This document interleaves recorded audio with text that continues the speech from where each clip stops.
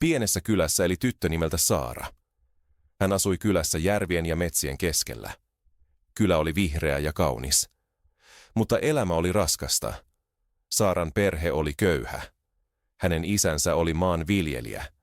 Hänen äitinsä myi vihanneksia. Saara oli vasta 9 vuotta vanha, mutta hänellä oli suuri unelma. Haluan tulla lääkäriksi, hän sanoi. Hänen isänsä hymyili surullisesti. Saara, lääkäriksi tuleminen on hyvin vaikeaa. Meillä ei ole tarpeeksi rahaa, hän sanoi. Mutta Saara ei luovuttanut. Opiskelen ahkerasti. Löydän kyllä tien, hän sanoi päättäväisesti. Hän muisti ystävällisen lääkärin. Tämä lääkäri oli auttanut hänen veljeään, kun tämä oli sairas. Tuo hetki teki Saaran toiveen vahvaksi. Hän halusi auttaa ihmisiä ja poistaa heidän kipunsa. Joka päivä Saara kävi koulussa. Saaralla ei ollut kenkiä ja hänen laukkunsa oli vanha ja revennyt. Mutta se ei häntä haitannut. Saara rakasti koulua ja oppimista. Hänen opettajansa nimi oli Rouva Mäki. Hän oli hyvin ystävällinen ja aina avulias. Rouva Mäki sanoi usein, Saara, voit saavuttaa kaiken, jos työskentelet ahkerasti. Illalla, kun kylä oli hiljainen, Saara opiskeli. Hän luki kirjojaan pienen lampun alla, joka paloi himmeästi. Hän tiesi, että unelma oli kaukana. Mutta hän uskoi itseensä ja taitoihinsa. Saaran matka oli alkanut. Hän halusi muuttaa elämänsä ja auttaa muita. Joka aamu Saara nousi hyvin aikaisin, ennen auringon nousua. Mutta hän oli valmis saavuttamaan tavoitteensa. Hän pakkasi vanhat kirjansa ja lähti kouluun. Koulu oli kaukana ja Saara joutui kävelemään tunnin. Tie ei ollut helppo. Joskus se oli mutainen ja hänen jalkansa likaantuivat. Joskus aurinko paistoi hyvin kuumasti ja silloin Saara oli väsynyt ja janoinen. Matkalla Saara näki lehmiä, lampaita ja isoja puita. Hän piti linnuista, jotka lauloivat puissa, ja raikkaasta ilmasta, jota hän hengitti. Eräänä päivänä menen autolla kouluun, Saara ajatteli toiveikkaasti. Koulussa Saaralla ei ollut uusia kirjoja tai kyniä. Hänen vihkonsa oli pieni ja melkein täynnä, mutta hän ei lakannut kirjoittamasta ja oppimasta. Rouva Mäki antoi hänelle lisäpapereita, kun hän tarvitsi tilaa. Kiitos, Rouva Mäki, Saara sanoi leveästi hymyillen. Rouva Mäki sanoi aina, Saara, olet fiksu. Jatka kovaa työtä. Koulun jälkeen Saara käveli taas kotiin. Hän oli väsynyt pitkästä päivästä. Mutta hän oli onnellinen, koska oli oppinut jotain uutta. Vaikka tie oli pitkä ja raskas, Saara tiesi. Se kannattaa. Jokainen askel vei häntä lähemmäs unelmaa. Rouva Mäki oli Saaran opettaja. Hän oli ystävällinen ja hymyili usein. Hän rakasti opettamista ja oppilaidensa auttamista. Eräänä päivänä Rouva Mäki huomasi, että Saara jäi tunnin jälkeen lukemaan suurta kirjaa. Siinä oli paljon vaikeita sanoja. Saara, miksi luet tätä kirjaa? Kysyi Rouva Mäki uteliaana. Haluan tulla lääkäriksi, Saara sanoi silmät loistaen. Mutta se on vaikeaa, en ymmärrä kaikkia sanoja. Rouva Mäki istuutui Saaran viereen ja hymyili rohkaisevasti. Saara, olet hyvin älykäs, hän sanoi. Tiedän, että voit onnistua. Sinun täytyy vain jatkaa opiskelua ja olla koskaan luovuttamatta. Saaran silmät loistivat toivosta ja päättäväisyydestä.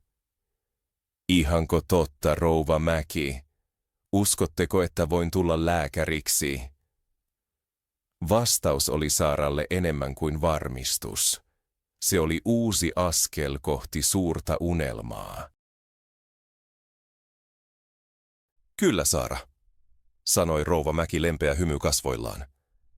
Voit olla mitä vain haluat. Unelmoi aina isosti. Ja muista, minä autan sinua. Saaran silmät loistivat ilosta ja toivosta. Siitä päivästä lähtien rouva Mäki antoi Saaralle lisätunteja koulun jälkeen. Hän selitti uusia sanoja ja auttoi matematiikassa, joka oli Saaralle vaikeaa. Kiitos rouva Mäki, Saara sanoi ylpeänä ja kiitollisena. Opiskelen kovaa, teen teidät ylpeäksi. Rouva Mäki hymyili lämpimästi. Olen jo nyt ylpeä sinusta, Saara, hän sanoi. Saara tunsi itsensä onnelliseksi ja vahvaksi.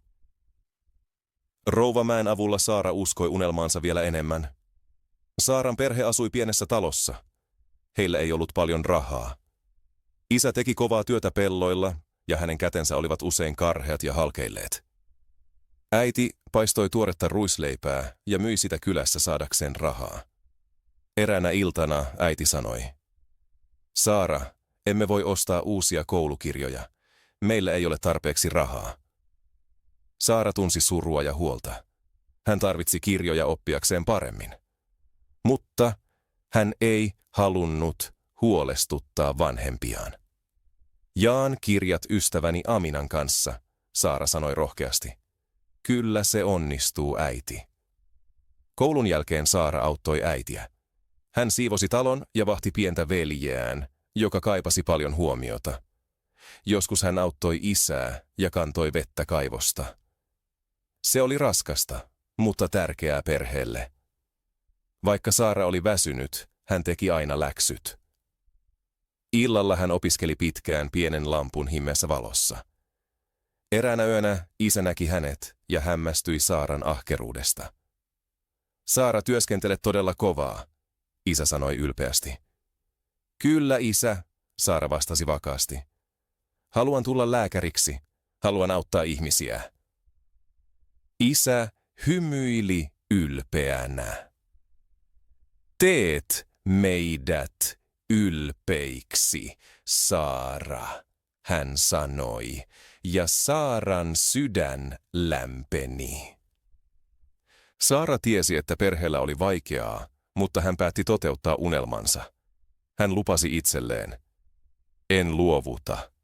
Teen kovasti töitä unelmieni eteen, vaikka olisi vaikeaa.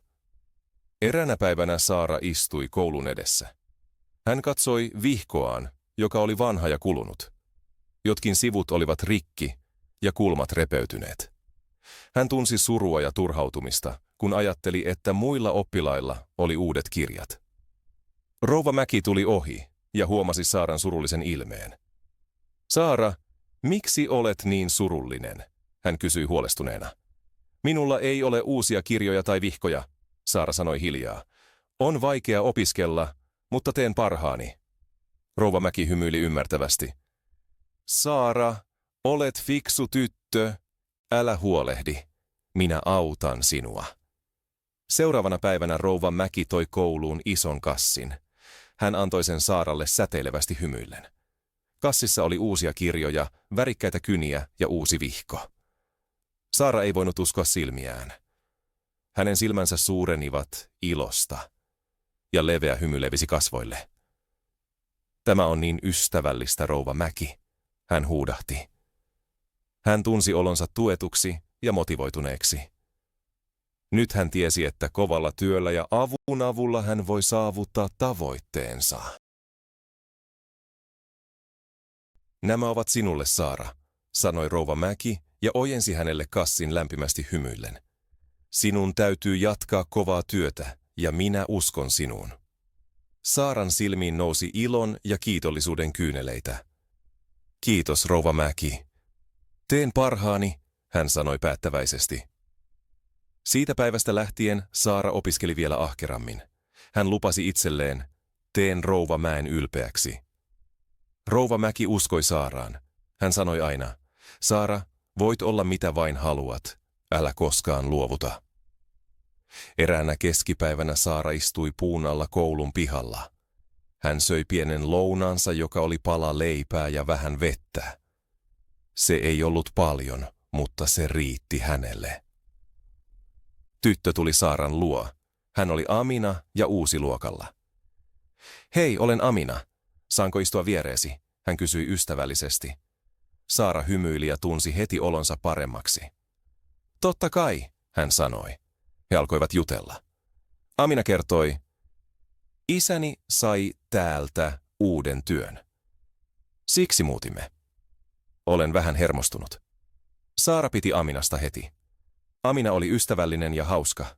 He nauroivat ja kertoivat tarinoita koulusta ja unelmistaan. Amina huomasi Saaran vanhat kirjat ja otti ne käteensä. Kirjasi ovat tosi vanhat, hän sanoi pienellä kurtistuksella. Niin ovat, Saara sanoi. Meillä ei ole rahaa uusiin kirjoihin, mutta opiskelen mielelläni. Seuraavana päivänä Amina tuli kouluun yllätyksen kanssa. Hän antoi Saaralle pienen pussin. Mikä tämä on? Saara kysyi uteliaana ja odottavana. Avaa se, Amina sanoi leveästi hymyillen. Pussissa oli kyniä, pyyhekumi ja värikkäitä tusseja. Nämä ovat sinulle, Amina sanoi iloisesti. Nyt voit kirjoittaa ja piirtää paremmin. Ajattelin, että niistä olisi apua. Saara oli hyvin onnellinen ja tunsi olonsa arvostetuksi. Kiitos, Amina. Olet oikea ystävä, hän sanoi silmät loistaen. Siitä päivästä lähtien Saara ja Amina olivat parhaita ystäviä. He opiskelivat yhdessä koulussa ja auttoivat toisiaan läksyissä. He myös unelmoivat tulevaisuudesta, joka oli täynnä mahdollisuuksia. Eräänä päivänä rouva Mäki astui luokkaan suuri hymy kasvoillaan. Lapset, minulla on jännittäviä uutisia, hän sanoi innostuneena. Oppilaat kuuntelivat tarkasti ja odotus oli suuri. Kaupungissa järjestetään tiedekilpailu. Voittaja saa stipendin kouluun, selitti rouva Mäki, ja luokassa nousi innostus. Saaran silmät suurenivat ja loistivat ilosta. Stipendi, hän ajatteli. Se voisi auttaa perhettäni ja tuoda paremman tulevaisuuden. Rouva Mäki jatkoi. Teidän pitää tehdä projekti terveydestä tai tieteestä. Teillä on 2 viikkoa aikaa valmistautua. Kotona Saara sanoi perheelleen. Haluan osallistua kilpailuun. Tämä on minulle mahdollisuus. Isä hymyili ylpeänä ja sanoi. Se on hienoa, Saara. Tuemme sinua täysin. Voit saavuttaa kaiken, kun teet kovasti töitä. Saara työskenteli erittäin kovasti projektinsa parissa. Hän valitsi julisteen puhtaasta vedestä ja miksi se on tärkeää terveydelle. Amina auttoi häntä innokkaasti. Voit käyttää värikästä paperiani ja kyniäni, Amina sanoi anteliaasti. Kiitos, Amina, olet paras, Saara sanoi kiitollisena. 2 viikon kovan työn ja yhteishengen jälkeen Saara ja Amina matkustivat kaupunkiin kilpailuun. Saara näki monta muuta oppilasta projekteineen. Silloin hän hermostui ja mietti, oliko hän todella tarpeeksi hyvä. Mutta hän muisti kaiken tuen, jota oli saanut. Mitä jos projektini ei ole tarpeeksi hyvä? Saara mietti. Amina piti häntä kädestä ja hymyili rohkaisevasti. Älä huoli, Saara. Olet tehnyt kovasti töitä. Usko itseesi, hän sanoi. Nuo sanat antoivat Saaralle vähän rohkeutta. Kun Saaran vuoro tuli, hän astui tuomariston eteen. Hän esitteli julisteensa suurella intohimolla. Hän kertoi, miten puhdas vesi voi pelastaa ihmisiä ja miksi sitä täytyy suojella. Tuomarit hymyilivät ja nyökkäsivät, ja Saara tunsi olonsa hyväksi. Pitkän odotuksen jälkeen he ilmoittivat voittajan. Stipendi menee Saaralle. Saara ei voinut uskoa sitä. Minä voitin, hän huusi ilosta.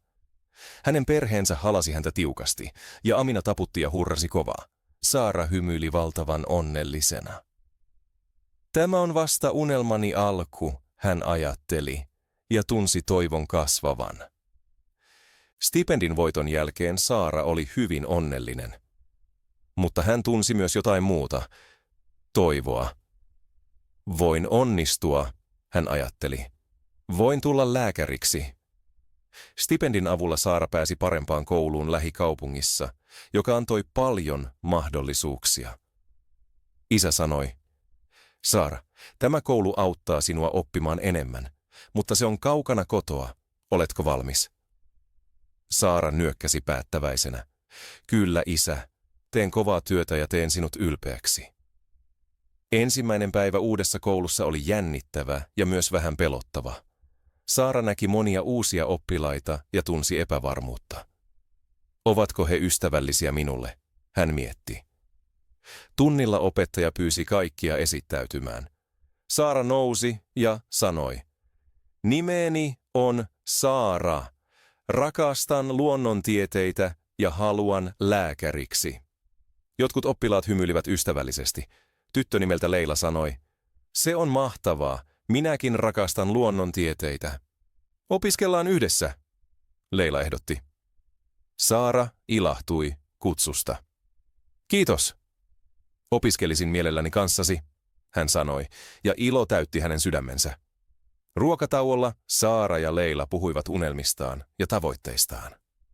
Haluan auttaa sairaita ihmisiä, Saara sanoi hymyillen. Leila nyökkäsi innokkaasti.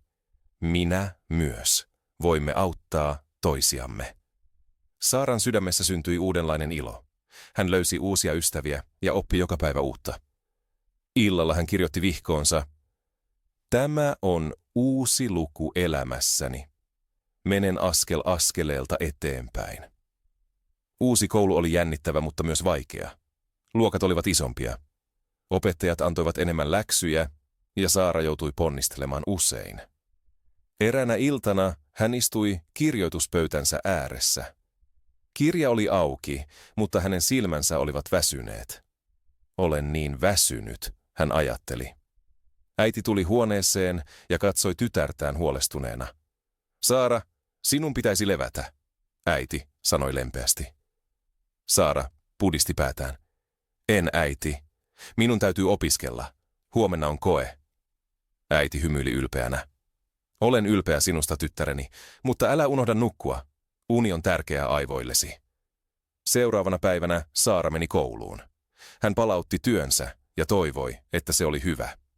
Tunnin jälkeen Leila kysyi, miten koe meni? Saara sanoi, se oli vaikea, mutta luulen, että se meni ihan hyvin. Leila hymyili ja sanoi, sinä pärjäät aina hyvin. Älä huoli. Viikon lopussa Saara sai kokeensa takaisin. Hän sai luokan parhaan arvosanan ja tunsi olonsa mahtavaksi. Opettaja sanoi, Saara, työskentelet hyvin ahkerasti, jatka samaan tapaan. Saara hymyili onnellisena. Hän ajatteli, kova työ ei ole helppoa, mutta se kannattaa. Sinä yönä Saara lupasi itselleen, kuinka vaikeaa tahansa, en koskaan luovuta. Hän tiesi, että unelma oli yhä kaukana, mutta hän oli valmis matkaan. Saaran ahkera työ tuotti tulosta, ja hän oli ylpeä itsestään. Mutta joskus hän tunsi itsensä uudessa koulussa yksinäiseksi, sillä monet oppilaat olivat rikkaita. Heillä oli hienot vaatteet, uudet kirjat ja jopa yksityisopetusta.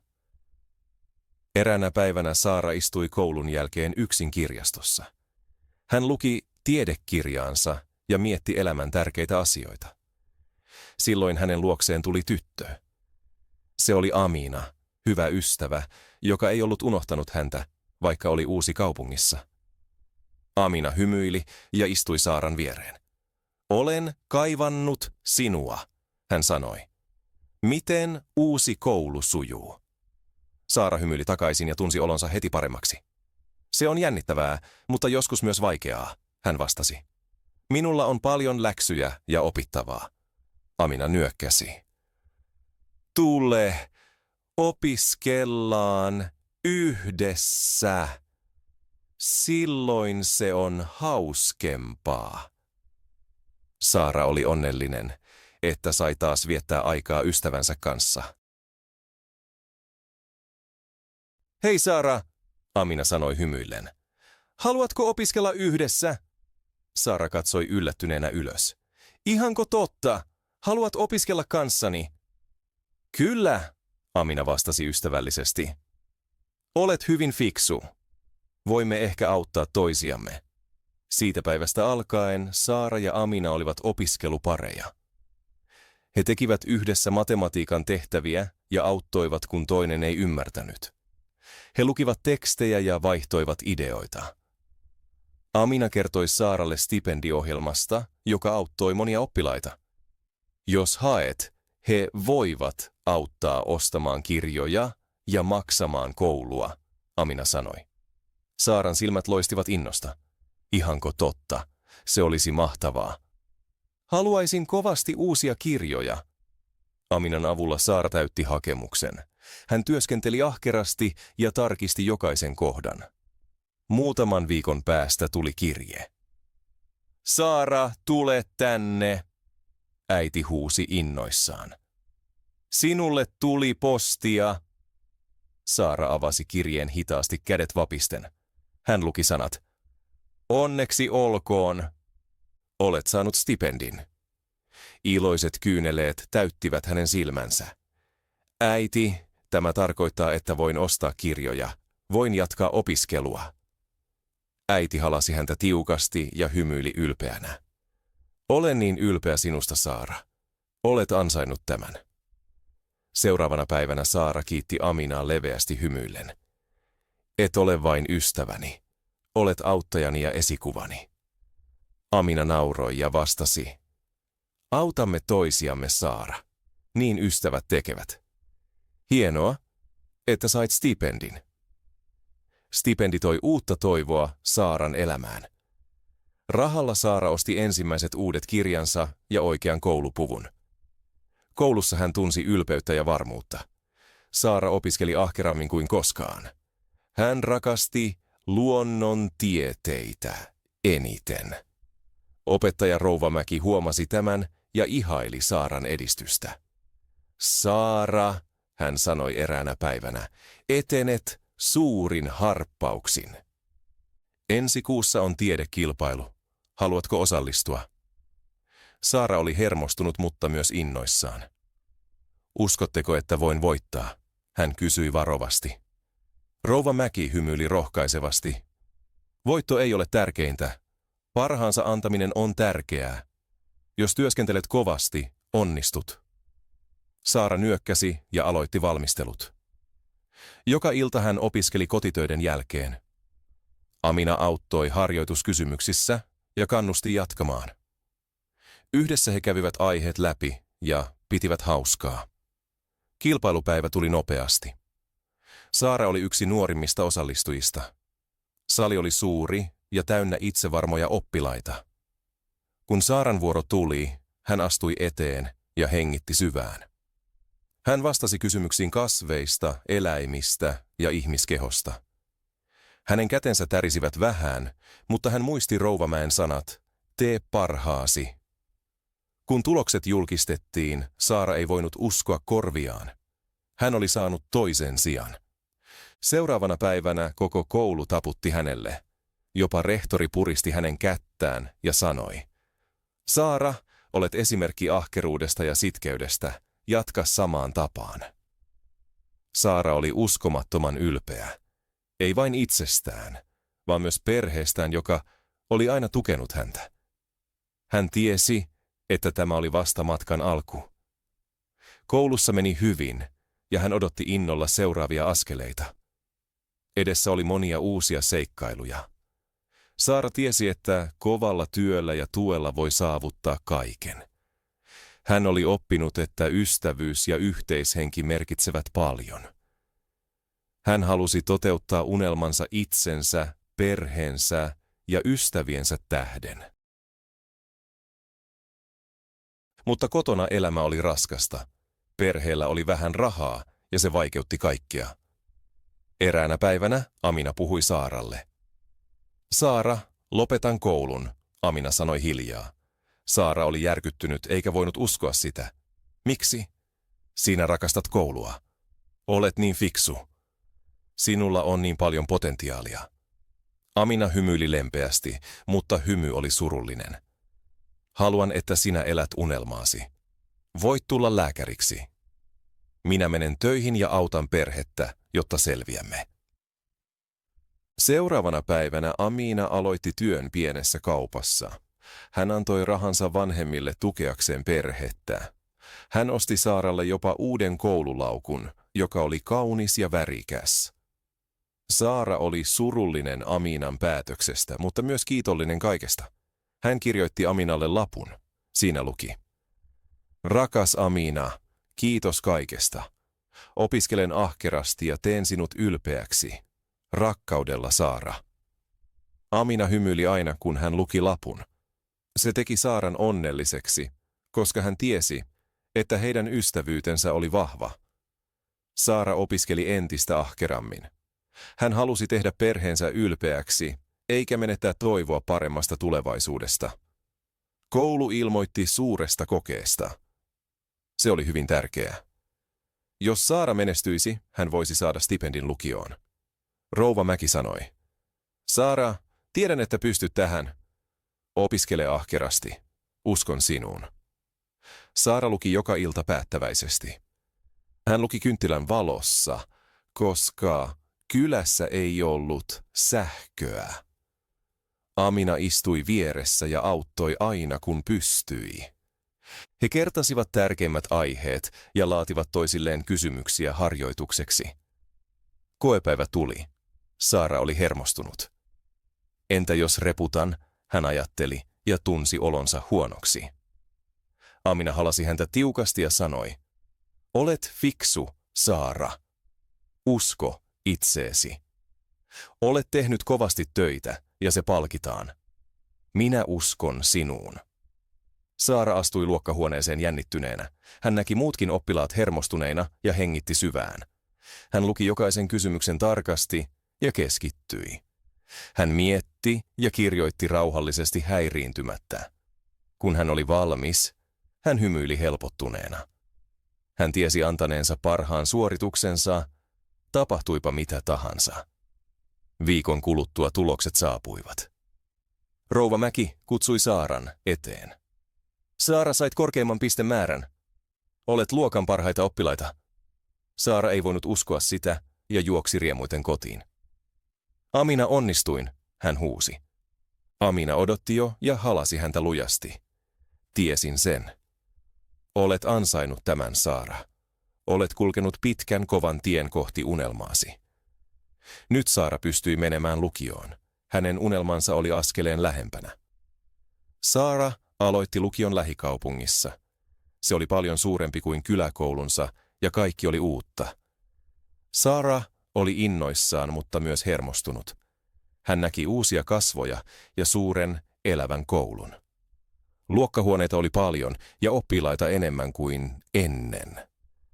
Saara tunsi olonsa pieneksi ja eksyneeksi, mutta tiesi olevansa vahva. Hän halusi toteuttaa unelmansa ja tulla lääkäriksi. Hän muisti Aminan ja rouva Mäen tuen ja sai voimaa jatkaa.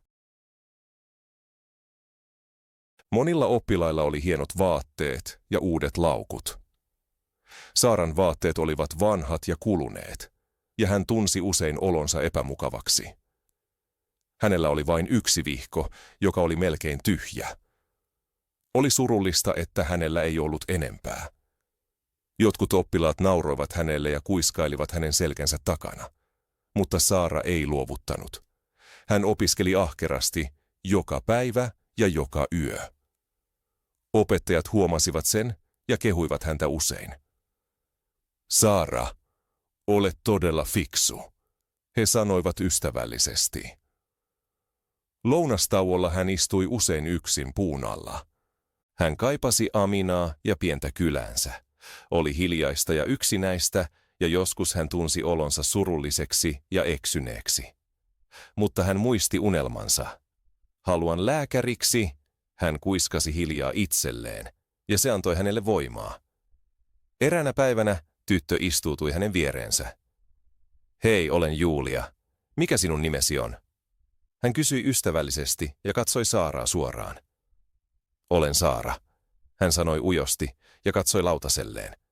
Julia hymyili ja säteili lämpöä. Syödään yhdessä. Se on hauskempaa, hän sanoi. Juliasta tuli Saaran ensimmäinen ystävä uudessa koulussa.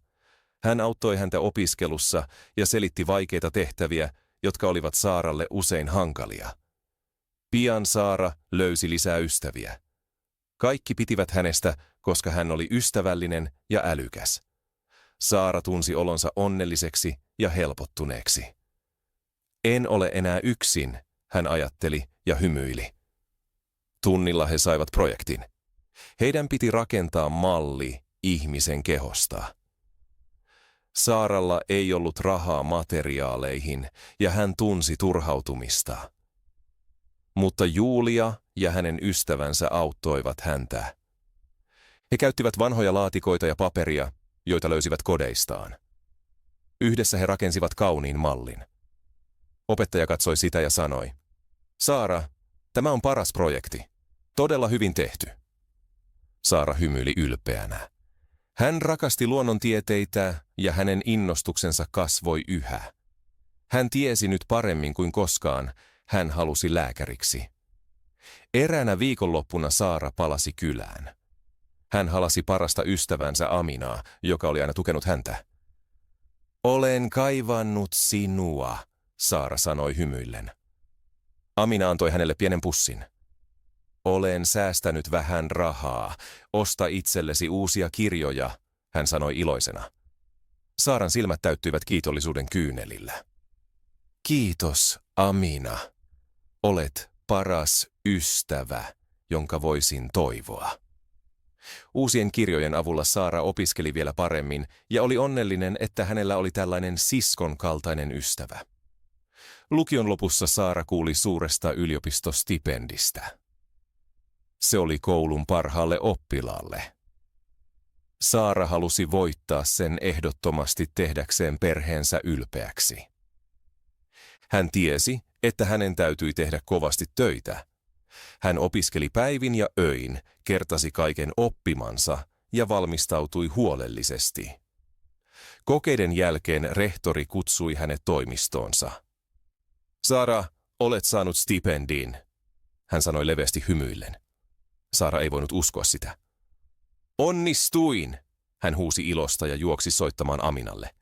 Pääsen yliopistoon, en malta odottaa. Opiskelu oli vaikeaa. Saaran piti opiskella monta tuntia ja lukea paljon. Hän työskenteli myös kirjastossa ansaitakseen rahaa ja kattaakseen kulunsa. Hänen professorinsa olivat ystävällisiä ja tukivat häntä aina kun pystyivät. Saara, sinulla on hyvä tulevaisuus edessäsi, he sanoivat rohkaisevasti. Saara tapasi muita opiskelijoita, jotka halusivat myös lääkäreiksi. He auttoivat toisiaan ja kannustivat, kun oli vaikeaa. Vähitellen hänen unelmansa alkoi toteutua. Monen vuoden kuluttua Saara suoritti opintonsa ylpeänä. Hänestä tuli lääkäri ja kun hän palasi kyläänsä, kaikki hurrasivat. Amina halasi häntä tiukasti ja sanoi, olen niin ylpeä sinusta, Saara. Toteutit unelmasi. Saara hymyili onnellisena. Hän avasi pienen klinikan kylään ja auttoi sairaita ihmisiä.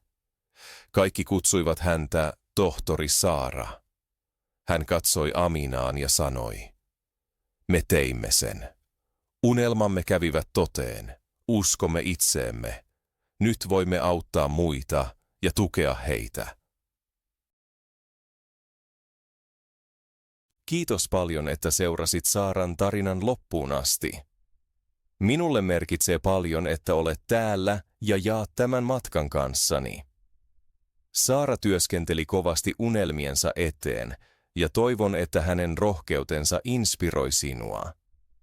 Meillä kaikilla on tavoitteita ja unelmia, joita haluamme saavuttaa, olivatpa ne suuria tai pieniä. Mitkä ovat sinun unelmasi? Mitä haluat saavuttaa elämässä? Haluaisin kuulla niistä lisää. Jaa ajatuksesi ja tavoitteesi kommenteissa ja jutellaan niistä yhdessä. On tärkeää, että tuemme ja rohkaisemme toisiamme. Jos sinulla on kysymyksiä tai haluat kuulla lisää tarinoita, kerro minulle. Iloitsen aina palautteestasi ja ideoistasi. Jos pidit tarinasta, muista tilata kanava, jotta et missaa uusia videoita. yhdessä voimme kasvaa ja toteuttaa unelmamme. Jokainen tarina, jonka kirjoitan, on sinulle, ja toivon niiden tuovan iloa ja inspiraatiota elämääsi. Kiitos vielä kerran, että katsoit. Odotan innolla kommenttejasi ja sitä, että voin jakaa kanssasi lisää jännittäviä tarinoita.